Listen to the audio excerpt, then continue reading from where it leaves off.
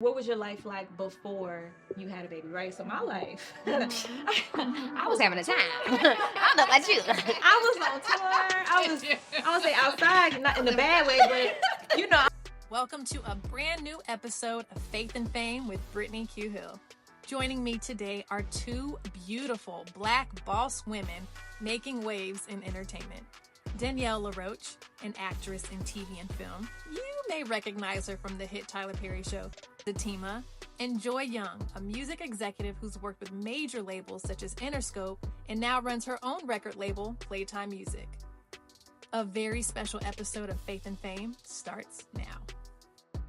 Welcome back to another episode of Faith and Fame, where we are bridging the gap between faith and entertainment. I am your host, Brittney Q. Hill, and I'm so excited to be back on this episode because for the first time, I have not one guest, but two beautiful boss women joining me today for a very candid girls talking. We're talking all things love, relationships, motherhood. Might throw in a little bit of sex in there. I don't know. We'll see. But before we continue and before I introduce these two beautiful women, I need y'all to tap in with me, hit that subscribe button, join the community because this is more than a podcast. It's a movement. So without further ado, I present to you my girl, actress, model Danielle LaRoach, and entrepreneur, music mogul, author, Joy Young. Hey, ladies. Hey. Yeah, y'all in sync. Yeah, we're ready. thank you for having Welcome. us. Yes, thank you guys for joining me. I'm so excited. Who doesn't love a good girl chat? I do.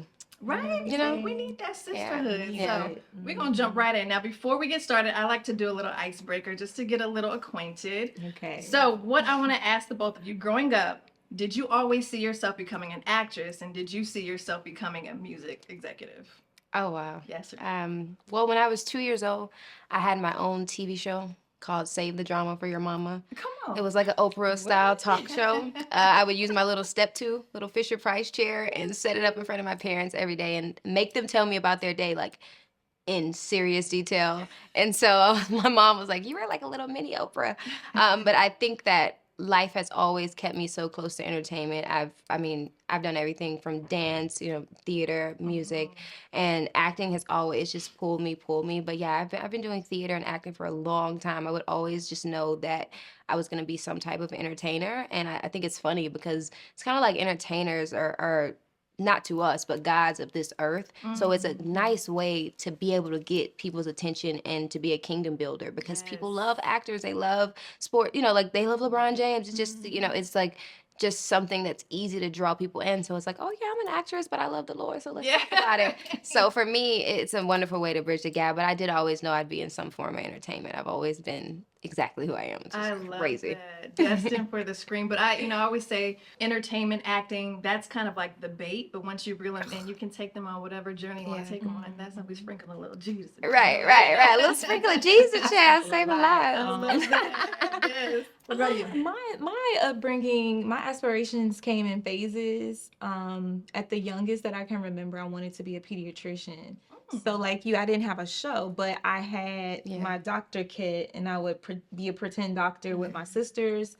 And then middle school, going into my freshman year in high school, 106 in Park came out, and when I saw that, I was like, Mom, is this a job?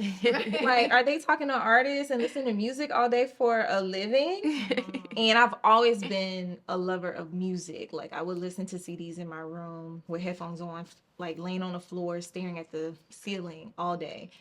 So I always loved music. So when I realized entertainment was an actual career, I think mentally I was like, you know what? I think I'm gonna go this way. Yeah. And I used to walk around my high school hallways telling people to call me Miss 106 in Park or the next Miss 106 in Park. I literally would have it written on my ID. And I told people, I was like, you need to call me the next Miss 106 in Park because that's what I'm going to do. Yeah. But then when I went to college, it took another turn. Interning for different record labels, I fell in love with the process of marketing and promotion and strategy, like the creative thought behind figuring out a way to promote music to get people to buy it. I fell in love with that. And then when I started making money doing it, I was like, you know what? I think I'm gonna go this way. Right. So I kind of just let my passions direct my, aspirations, and here we are. I never ever thought I would be a music executive. But I think when it turned into a business, I started a business in college, a promotions company. It was all females promoting music. And I was like, you know what? I'm going to take this seriously. And once I made that decision to take it seriously, that's when I was like, okay, I think I'm going to be a music executive. And here we are. I love that. So both of y'all kind of knew that you wanted to eventually end up on this path. That's beautiful. Yeah. Okay, cool. Well, let's dive in. So both of you are obviously boss women, beautiful Black women, public figures working in the industry. Both of you also have partners that are also in the industry, correct? So I'm going to start by talking about love and relationships, especially within the industry, because that in and of itself, I feel like is a sport. I'll be the first to say, I'll start. Your girl is newly single, ready to mingle. But from my experience with dating in the industry is that it's not for the faint. It's not for the weak. I tell people all the time, no matter who I'm dating, off the rip, I'm like, it's not necessarily easy dating me, not because of who I am as a person, but what comes with what I do for a living. That's not going to change because I work hard to be where I'm at. Exactly. So, you know, and a lot of men aren't necessarily... Was that, not to get in your business, but this is girl talk, was that the downfall of your relationship? No, actually, it wasn't. But it wasn't the downfall. But what I will say is that you guys know, you have to be careful of people who are interested in you for you versus what they can get out of you or who you're connected to. Absolutely. And so, you know, clout chasing is a real thing sometimes. So just finding genuine people that aren't intimidated by a successful Black woman doing something in entertainment. Obviously, as an actress, you know, sometimes our job calls for us to be on set with other actors doing intimate scenes. That's another pill to swallow. So I want to start with you guys just asking, what has it been like for you guys dating as women working in the business and also dating men who are in the business too? How's that been? How do you guys navigate that? So your partner is also in entertainment? Yes, he's an actor. Okay. Yeah, my partner, he is an actor, but also does music. So he gets it on both sides. So yeah, so clearly I'm not single. You know, I'm a mom of a 2-year-old, and I wouldn't say newly engaged, but we're engaged. Congrats. And thank you. That's a whole nother conversation. We got to get a date, girl. But life been lifing. Yeah.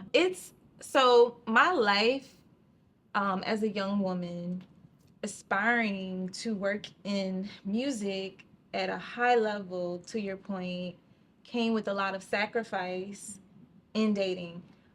In college, post-college, I never wanted to be seriously dating because I knew, to your point, that it would take a lot. I would have to sacrifice one or the other. That was my thought process then. But as I've grown spiritually in my relationship with God, I understand that it's a balance that you have to have. Like, it's okay to want to be a mom and a wife and also work in entertainment as an executive. However, you have to have, you know, I don't want to say rules, but you have to have principles in place. You know, you got to present yourself in a respectful way. You have to put your family first.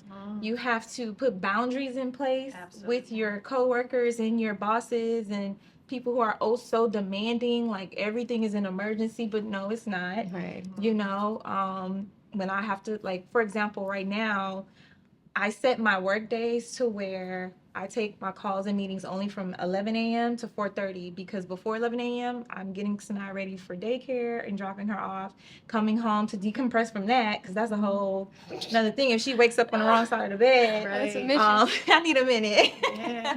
And then, you know, I don't take any more calls on meetings after 4:30 because I have to go pick her up. And when we get home, you know, I'm feeding her, giving her a bath, getting her ready for bed. We're cuddling like it's her time. So, you know, you just have to, and honestly, that thought process comes with experience and just really getting your relationship with God, right? Because then you understand, like, the opportunities that are for you will be for you regardless of what people say, right? Because a lot of times people will say, you can't have both. Like, you can't be a mom and a wife and working. What's wrong with you? Who do you think you are? Because the whole premise of this conversation is, can a woman really have it all? Right. Exactly. Yes, we can. The career, the love, the kids. We can. But it's a lot of time management. Yeah. It's a lot of conversation, transparency, scheduling, patience, understanding. Sacrifice. I don't even want to put sacrifice on it because I never want to look at being a mom and a wife and also having a career sacrificing. I never want to look at it like that. But do you feel like there are things that you have to sacrifice as an individual for the sake of those? Let me think, because I am a new mom. My daughter is 2. Already. Yes, already. Time is not real. Oh my God, that's a great question. I think time, right, is a part of the sacrifice. So, because as I'm thinking about my experience giving birth to Sinai, going on maternity leave, coming back to work, and trying to get my department to now, like, not deal with me in a certain way, but condition them to get used to me as a mother. Give me Because grace. Give me some grace. some type of, I don't even want to put grace on it. Gotcha. Because this is my life, right? I don't need grace to be a mom and have a career, but I need you to understand that I am a mom now, and I'm also in a relationship. Because when you think about it, the music industry is like super fast paced. But to your question, I think this was in the preparation of the podcast, but you talked about what was your life like before you had a baby, right? So my life, I was having a time. I don't know about you. I was on tour. I would say outside, not in a bad way, but you know, I'm a promotions director, so I have to be in You right there. clubs, I have to be in lounges. You are the party. night. You are the party. I'm flying across the country with nobody to have to worry about other than myself. I'm flying internationally by myself. Like, I'm just doing what I want to do when I want to do it.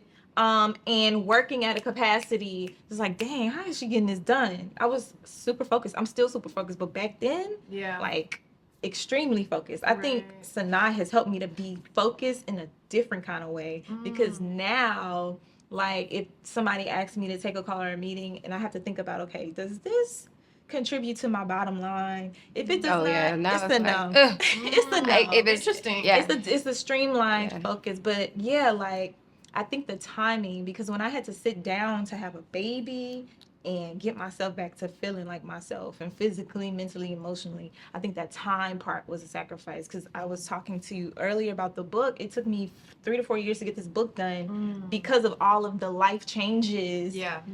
And it's in the book, but my apartment burned down in 2020, lost everything. I was telling her I just got laid off in February. Wow. In 2021, bought a house, got engaged. 2022, top of 22, got pregnant, had to have a baby, went on maternity leave, get back to work, try to figure out that whole process. So life was just lifing. So the time, I feel like I could have done a lot of things faster, but I think women have to understand, when you want career and family, I don't like to use the word sacrifice time, but there's a different understanding of what that looks like. Yeah. Right. You know what I'm saying? You got to be strategic. Yeah. So, Danielle, jump in. Okay, love and relationship. First of all, I have a baby, Angelo Diaz. He's in the industry. He's an actor.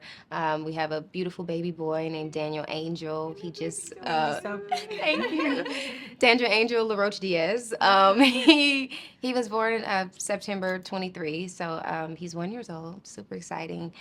For me, gosh, I did not look at motherhood, marriage, anything like that. My mother had me when she was 39, about to be 40 years old.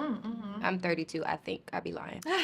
No, for real. Like, I think I'm 32. Like, I know I'm not 33. So I have to be. I don't think I'm 31 anymore. So I have to be 32. But you look good, girl. Thank you. You too. We going backwards. But it's like, I didn't imagine any of this early on, like at this age. For me, planning. No, I wasn't planning. I mean, I was clearly doing the things. All the things. But I wasn't planning, right? So for me, just being honest, like, even hearing you speak of, like, you know, being pregnant and being able to, like, take maternity leave, I don't get to do that as an actress. If I'm not ready to work, I'm not ready to work. So what's next? What was awesome was, while I was pregnant, there were filmmakers that were writing projects for me to play pregnant in, so that I could make money. And I was like, that was just a whole, I was like, God, you know, for you to have people creating a way for me when it's like, oh no, you don't have your little skinny body right now, you're not ready to go, but there were avenues, and he just comforted me. Won't he do it? And also, I got pregnant. I was in LA. I was filming pickups for 2 TV shows. I was at the Marriott in my big suite. I had to be picked up the next day. I'm looking at call sheets, and I just had this crazy feeling to pray. And when I prayed, for some reason, I just kept hugging my womb. And so I hadn't missed any, my cycle, anything like that. But I was like, in prayer, I feel like God is speaking to me. I was like, let me just take a pregnancy test so that I can get this out of my head, because I got to film 2 shows tomorrow. I'm doing all this stuff. Take the pregnancy test. It came back so quickly. It said pregnant, right? Freaking out. Somebody peeled me up off of the floor. My show just came out. It's #1 on Amazon, #1 on BET. Now, freaking out meaning like you didn't want this. I did not. Okay. I did not. I was so afraid. I was literally in the middle of working. I went to work the next day, and I had been a recast to a girl on the show. And someone asked the director, why did so-and-so get recast? And he was like, because she did the stupidest thing you do, get pregnant. Oh, no. And I'm standing there like, okay, I got to figure this out. Even my close family was like, this is not a good time. And when I tell you, the Spirit of God came with me so heavy and was like, I give life. Yeah. I'm in charge of life. Yeah. Your enemy is just a destroyer. He creates nothing. He's not a creator. So for me, I was in a space of, oh, she's pregnant now. Oh, is it with that guy? And, because I'm super private with everything. We're not engaged. So now I'm like, oh, my God, I got to get married. Or do I keep the baby? Like, just wild thoughts where God just had to ground me and remind me that he is in charge of my story and that I'm just going ordered steps. So I endured a lot of rumors, people talking about me being pregnant, because people thought, oh, this is terrible time. Like, she's got season 3, and nobody thought about me. No one said congratulations. Like, everybody was just like, my agent was the only one that was like, hey, you're so focused. I'm glad this is happening to you, because you might miss that time to even have a baby, because you're so, she was like, I'm happy this is happening. Fast forward, the strike comes. So I'm pregnant during the whole strike of actors. I told God, I said, I want to go back to work 3 months postpartum. I don't want to leave before then. I had my baby September the 10th. December the 10th would have been, 3 months postpartum. I was on set filming season 3 of Zatima December 11th. First day back on set. And people were looking at me like, nah, because at first they were judging me, because I'm in ministry school. I'm in school for apologetics. I'm the person people call to pray. I am the faith person in our family. So they were looking at me like, oh, I thought you knew God. You over here unwed and you're pregnant. But little did they know, they were judging me for the season where God was just putting me through something to bring me closer to him. And they were judging me, right? They were like, oh, look, she's pregnant, when God needed me to go through that, right? And he needed me to not shame myself, because that comes in so quickly. And shame from a child, I was molested as a child. I went through being touched and things like that. So I know shame, right? Yeah. When shame shows up, it's so familiar, and it's easy to let in. Yeah. And I had to fight of being ashamed. And now when I'm having this amazing, beautiful baby boy, right? Everything's not perfect. I'm still not married, right? Yeah. I'm working consistently. I'm able to provide for him, and he and what God has brought me through with him has brought me so much further than anything could have. So for me, it's been a big faith walk, even just becoming a mom. I always say we have muscles in faith, so I really had to pump some iron and gain more muscles. So just that was my Now you stole my next question from me, so we're just gonna jump right into it. Being women of faith, there's this expectation, right, to be married before we conceive and start a family.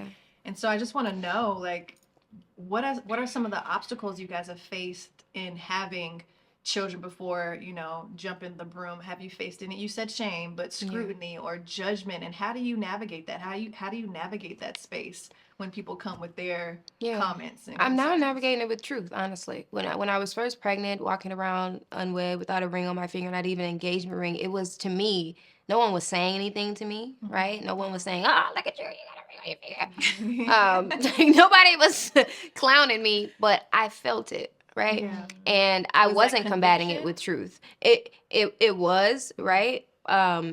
But I knew that it wasn't the Holy Spirit, because I didn't feel the compassion, right? It felt too jarring, too raw. And I knew that wasn't the Spirit, because God deals in love. I'm not saying he won't talk to you crazy and get your mind right. But it didn't feel like the thoughts I was feeling were in love. So it wasn't truthful. It was, oh, my fiance, I'm in the doctor's office, like, my fiance will be right back. Or, oh, my husband went to get the carriage, because it's just what you say. And it wasn't me saying, it's that people saw the way we presented ourselves, well-dressed professionals. No one ever, they're like, oh, your girlfriend, we have a baby carriage. People are calling me his wife. And so I think that for me, I had to get rid of that expectation within myself, Yeah, right? Because yeah. my parents were married when I was born, and my mother's parents were married when they were born. So I do come from a legacy of love and marriage, right? So I had to realize that just because this baby came, it didn't mean that he and I were right on the path for relationships. Because to be honest, I wasn't ready for marriage when I'm not married now, and I believe I'm not because I'm not ready yet. But I do think that being a boss in this industry, like you said, like before this, I would look through my phone sometime and I'm like, I was in New York at 10 a.m. I was in LA at 3 p.m. Like really like looking at the like how I used to live. But it's like now, I just have to like give myself grace, right? I'm losing my thought a little bit. I mean, I'll jump in. Yeah. So, I think I didn't feel the scrutiny, simply because I was engaged. I did have the ring on my finger. So I didn't really feel that. But honestly, I don't care what people have to say about me. And even if they, like, because we weren't married, felt some type of way, they wouldn't say it to my face. Yeah. So, Yeah. That's true too, though. never felt it. But personally, I will say this: even since getting engaged, having Sinai, I have grown even closer to God. So there is a level Right, of right. connection with Oh, me. yeah. So That's what Yeah. I wanted to know, like your own personal faith walk beyond people. People going to Yeah. talk and say what they Yeah. want to Yes. say. That's fine. Let them talk. Yeah. But the conviction, the personal walk with God, did you feel? now we need to get married. Yeah. I was okay. crying. This is against my religion. And he was like, what? Also, I go to a different church now where Pastor Philip Anthony Mitchell, 2019. Okay. girl, he been working on me since I joined this. I joined Yeah. the church in May. And He's real. oh my God. He's real and He raw. will tell you about yourself. Yeah. Don't care how You you need feel. that. He ain't for everybody. And Yeah. that is what I need at Yeah. this level of my life, because I am ready to walk into everything that God has for me. And Right. I know sometimes he holds things back because you're not ready or you're living in sin. You know, sometimes the pastor talks about, we take scripture and we use certain parts that's convenient to us, course, yeah. right? I hate that. But no, like, when you really get down to it, having a child out of wedlock, you know, having sex out of wedlock, like, it's a sin. Like, Yeah. I'm living in sin. Yeah. That's the truth. Yeah. And I don't want to live in sin. Yeah. So, you know, we both are working on the things that we need to currently work on so we can get to the altar to be married. But we're also not going to be ignorant, naive, and stupid and get married when we're not ready to get married. Because I know, like you said, being bossy, that's what I was saying. Traveling, all that. Like, I wasn't, like now, I'm working so much on listening, you know? I grew up in very impoverished environments. Like, I feel like when I was a child, God kind of covered me and like knew that I wasn't bound by the environments I was growing up in, so I couldn't listen to everybody, right? Because if I would listen to those people, I would have ended up in the places where they ended up. So now, where I am now, he's like, I've sent you a man that I've graced him to lead you, you know, and it's okay to listen. That's a good feeling. Right, Ooh, right. I feel a it. good Like feeling. it's, When you I can want to trust- follow like just a Yes. lost puppy. Like, Right. But not for me. It's like, yes, I want to submit and follow, but it's like transforming me as a woman. Yeah. Because I was so bossy coming into this Yes. relationship. it's like, listen to you. So independent coming into this relationship, thought I knew everything. Oh but my you gosh. have to understand, you're a woman and he's a man. Yeah. He knows things that you won't know simply because he's a man. Yeah. He know how these men are gonna approach you. It might look innocent, but no, they have an ulterior motive just by how they position their hand on your back when they take a picture. It's like little things. Respect that is so men big, but little. understand. Yeah. I think that's why women who are married, who have a career and family, like, you have to work together, right? Yeah. Your man helps you amplify, just like putting you on game on little things to You complement each other. Yeah. but it's also like, you know how to navigate certain rooms of men, because especially music industry is still male dominated. It's very He helps me think in a certain way to where I can walk into a room and dominate it just on some other stuff, just because of stuff he put me on game about. Right. You know what He's I'm a saying? man and he holds that perspective. Yeah. And you could trust him. You know what I Yes. mean? Which brings me to, I wasn't planning to go this route, but just based on what you guys just said, there's this idea that boss women struggle with submission, not realizing that the whole concept of submission is we have to trust your leadership. That's where submission comes from. You got something to say. Go ahead, Joy. Go ahead. I think it's because of money. Okay. Boss women most times make more money than their man. Mm-hmm. And if you don't have a good relationship with money and like a good mentality about relationship in the eyes of God, then it will be hard for you to submit to a man that makes less than you. I think it really boils down to that. I think a lot of women just are wired that way because of society. I mean, you can look on Instagram and see all the podcasts that talk all this foolishness. But I really think it boils down to money, of why boss women have such a hard time leaning into that part of their femininity. Their ability to provide. Would you agree? Do you think? I would say it is an ability to provide, but it doesn't necessarily have to be monetary. I would say that sometimes, like for me, I was not looking for anybody to bring money to the table. I was doing well, happy where I was financially, so I needed you to bring something more. Yeah. I wasn't looking to be provided for financially, but my heart could use some provision. You know, so I do agree that the money takes on a certain mindset and a positioning, and it's just like, it's, you walk in the store, it's like, this one costs more, this one costs, like, you know, it's the comparison that we And know. see, your heart is conditioned in a certain way, so that's not what you look for. That's not most women. Personally, I've had to grow in that area, just to be very honest. And it's simply because I grew up watching my mom provide solely in marriage. And in my head growing up, I was like, I never want to be in that position. Right. So my thinking was monetary, just because of how I was brought up. It was Right. traumatic. Yeah. You know, seeing my mom work so hard to provide for a family when she is married. And so for me, I had to do a lot of therapy, you know, even in my relationship, have a lot of conversations. I needed a lot of grace and patience from my partner. He also helped me to recondition my thinking. You know, it was a lot of personal growth and work that I had to do with my relationship with money in relationship. But now I understand that men hold so much value outside of just money. Just as a mom, seeing how my partner handles Sanai, I'm just like, dang, I wouldn't be able to do this by myself. Right. Right. Like, Oh yeah, and I don't want to. It takes And I really- feel every person, I feel for every woman that has had to do it by themselves, and I get it now. Yeah. Like, I would look at, oh, you're a crazy baby mama, or like, but it's like that time of that man being there for you in that time, you could literally hate him for the rest of your life if he did so. Like, I get it. Like I have a grace for so many women now, because just to see my mom didn't have to do it by herself, right? Yeah. And for me not have to do it by myself, I'm very grateful and very blessed, and I have a big heart for women who are doing it, because it is a lot, and I don't think it's deserving of a single person job. Right. Well, that leads me to another question. What has motherhood specifically taught you about your faith? It taught me that faith,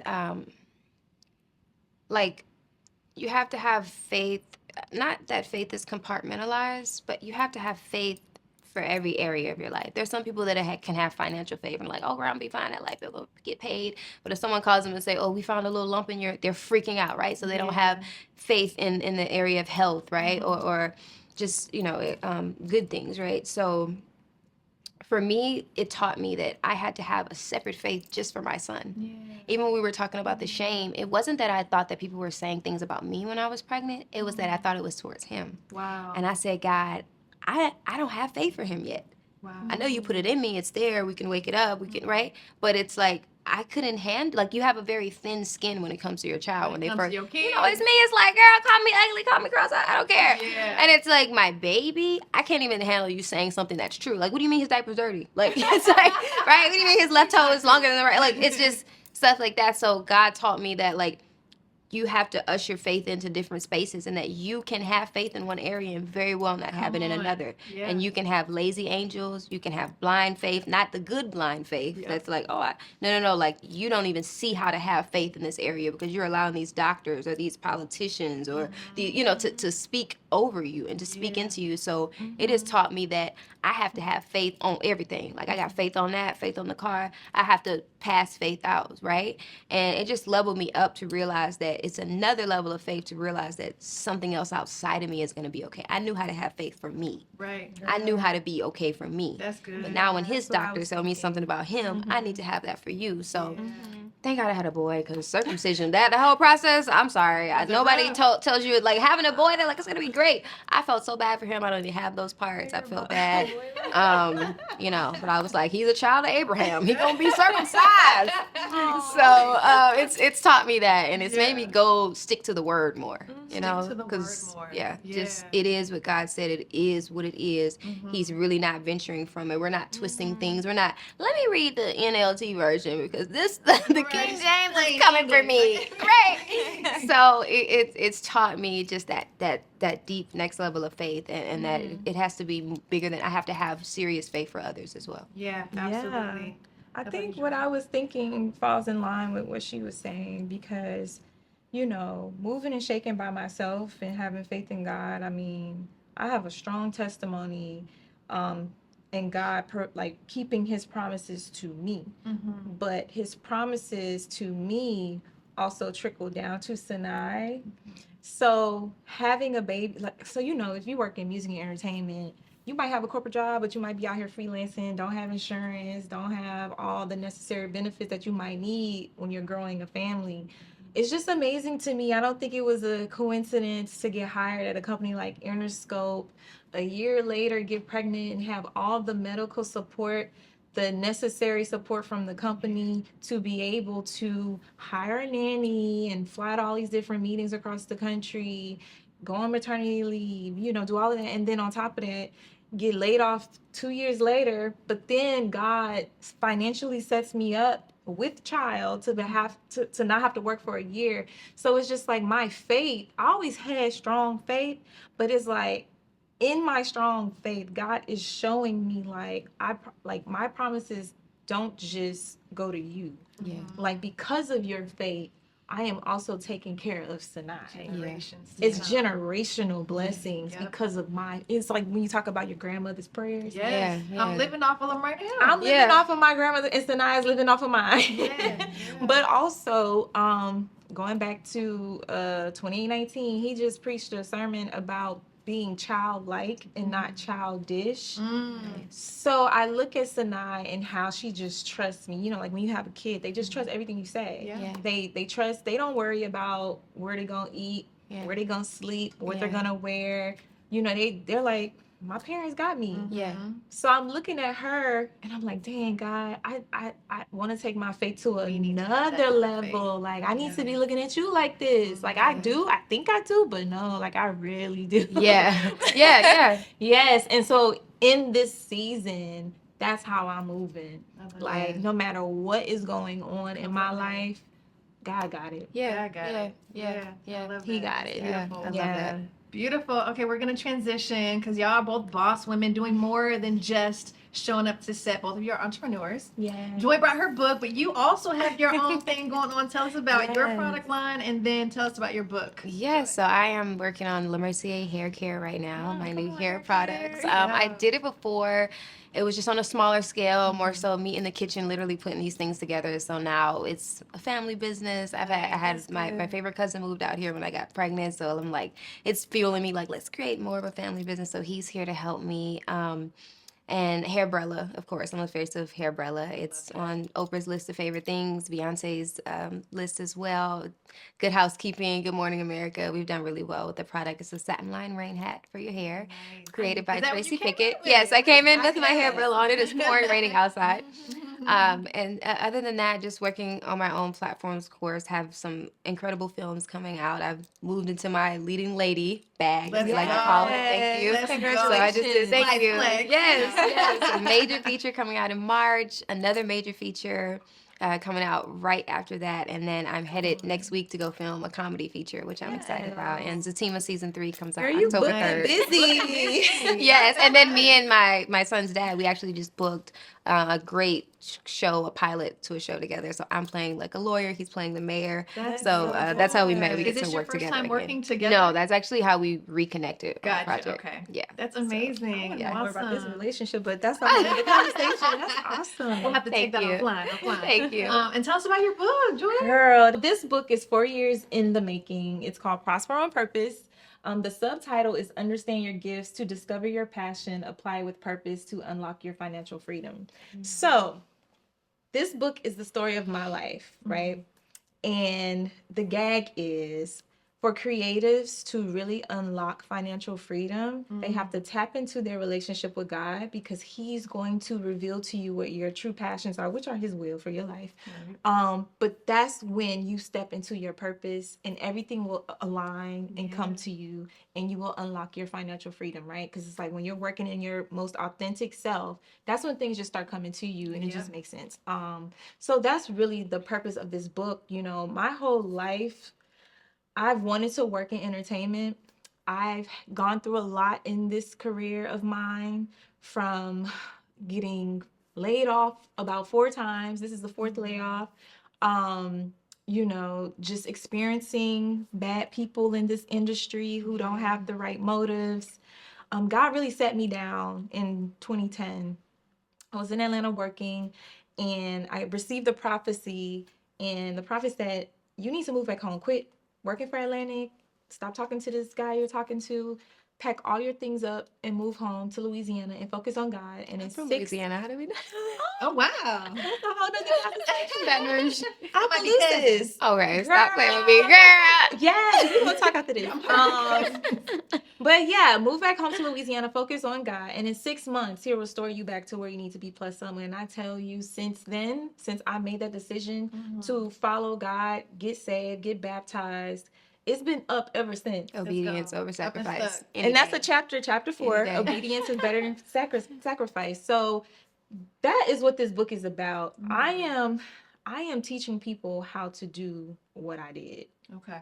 Right, revealing those truths to them. There is scripture all throughout this book, because it's not just my words, it's God's words. God gave me. And it's a beautiful cover. So gorgeous, right? I creatively directed the just whole gorgeous. thing. Stunning. Gorgeous. I love it. I love it. So when does it drop?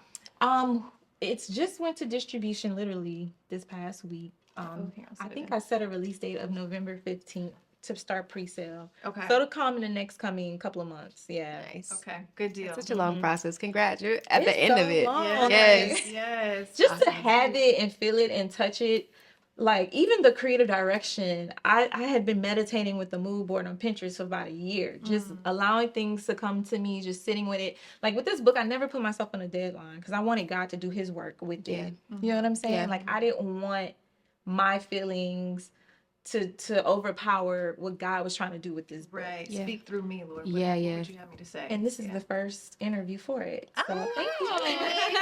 Exclusive. I Yes. love it. Well, yeah, I feel like we can talk all day, but we are coming to the conclusion of the episode now. I like to do what's called, well, I've coined it the elevator sermon. Oftentimes we'll jump in an elevator, we'll pitch our ideas, our businesses, get people on board, but how often do we stop to pitch an encouraging or inspiring word? Oftentimes we might be the only face of Jesus that people see. So I would love for each of you to give us your elevator sermon right to camera, whatever's on your heart, and we will start with you, Danielle. Okay. First of all, thank you. Thank you for having me today. I hope that you were encouraged or inspired, and not just to be encouraged, but to truly stay encouraged, right? I was going back and forth with God, what would I say at the end of this, a wonderful conversation, and it's been incredible. And I just want to say to you what I just said, stay encouraged, right? We get hyped up, we get encouraged, but that sustaining grace. So I pray that sustaining grace touches you, right? And I just want to say that faith comes through hearing, not by seeing. And I think that if you're in a season of long suffering or in a season of waiting and you're looking out to what is in front of you, right? You're hearing what God said about you. You're hearing what he said, like, right? Thinking about Noah, that storm is coming. I need you to build this ark. But you see no rain. You don't even see a cloud in the sky. I want to urge you to stay encouraged and stay standing on what God said to you about you. Romans 10:17 says, faith comes through hearing. Remember what God said to you about you? You remember that? Yeah, it's good. And not one word is going to fall to the ground. The enemy wants to show up, right? He wants to make you feel like you don't deserve to have blind faith, or that you can't believe God for what he's going to do. But the scripture, Romans 10:17 says faith come through hearing. So what does that tell you about God? What you see in front of you is meant to confuse your enemy. It's not meant to confuse you. It's not meant to cause shame. It's not meant to make you feel inadequate. It's not meant to make you feel alone. It's not meant to make you feel hungry. What God has for you is full, and I'm talking about a season of overflow to where you can sustain what's in your cup, sis, and they can get what runs out. I encourage you to stay encouraged, have blind faith, understand what God said to you is what it is, and what you see in front of you is the confusion to your enemy. That's his battleground. What you got is wisdom with God, and you stand on that. Everything in me, I don't know who you are, I don't know what God asked me to say this, and I'm gonna say it, and I'm saying it with all the conviction inside of me. Remember what God said to you. I don't care if you gotta close your eyes or spray. You know, David, he brought his music with him everywhere because he had to create this atmosphere that the enemy couldn't exist in. You keep creating that atmosphere where that thing can't exist. And what God said about you is what he said. Now, one word will fall to the ground. I love you, but God loves you more. Hey. Okay, Pastor. Let's go, Danielle. And that was a word for you. Thank you. Amen. Thank you. All right, Joy, what you got for us, So, girl? my favorite chapter in this book, it's so funny you just said it, is obedience is better. Literally, obedience is better than sacrifice. And the reason why is because when I made that decision to completely drop everything that I was doing and follow God, mind you, I know some of us hear from God, some of us don't. Some of you are seeking and trying to figure out what that voice is, right? The moment before I got the phone call from the prophet who told me to go home, my mom gave me this Bible right after college, and I never opened it. I was sitting, mind you, I was homeless at the time, living with a mentor in a studio apartment in Buckhead, and I'm literally in the bathroom on the floor crying because I'm like, God, I've been working so hard. I know this is not the life you have for me. I didn't know God, but I knew God, right? I was raised in church. I knew God, so I could hear his voice if he came to me. And so I was talking to God, and I said, God, I know this is not the life that you promised me, that I know I deserve. So what do I need to do? I'm talking about bawling, crying, facing the Bible. I didn't know where to go. And so the next day is when I got that phone call. And when I made the decision to follow God, to be obedient to his call and go through that process of burning through the fire, that's when my entire life changed. So in this book, I talk about how to do these things, but at the end of the book are the nuggets. So, cheat code, if you don't have time to read, just go to the end of the chapter because this is where the real meat is. So I'm just going to read a few of these and hopefully they bless you. If God instructs you to do or get something, he will begin to also reveal how to get it done if you just silence yourself and listen to his voice. This is called divine provision, and you can find that in Jeremiah 29:11-14, and some other verses I have here. That instruction you receive may feel impossible, silly, or illogical, but the key is to obey. God will never give you a task that you cannot handle. I repeat, the key to your breakthrough is obedience to God's word. You can avoid going in circles by canceling out all the noise, quieting yourself, and being still to seek God's direction first. Always pray and consult with God before making final decisions like moving, applying to certain jobs, starting a business, getting in relationships, etc. Be sensitive to who God assigns you to help while he's also working on you. The person he sends for you to help may hold an important key to your breakthrough. Now, y'all know when we going through things, we don't got time for nobody else. But sometimes God sends you a person to bless you. It's a test. It's how he blesses you. Yes. Your people. There is a lesson and ultimately a test in every single assignment. Give God all credit, honor, and glory for what he's done to make positive changes in your life. You cannot take any of that credit. If you make the decision to live a life that pleases God after living a questionable life, and we've all lived a questionable life. I have. I know I have. I got the t-shirt and the hat. He releases the blessings he has for you. He will release a series of tests. Girl, that's a whole nother podcast. Every time you pass a test, you're a step closer to receiving your breakthrough. When you fail those tests, he's going to give you the same test over and over until you pass it. So sometimes we are in our own way. Absolutely. Obedience is better than sacrifice. Every time. And lastly, it's okay to hold God accountable for the promises he makes you. I learned that too. I honestly, that's a cheat code of mine. Like The game. It is. Those are God's direct words. I said the Bible is his book of promises, and those are his direct words. So in Ezekiel 12:25, it says, I, the Lord, will speak what I will, and it shall be fulfilled without delay. Amen.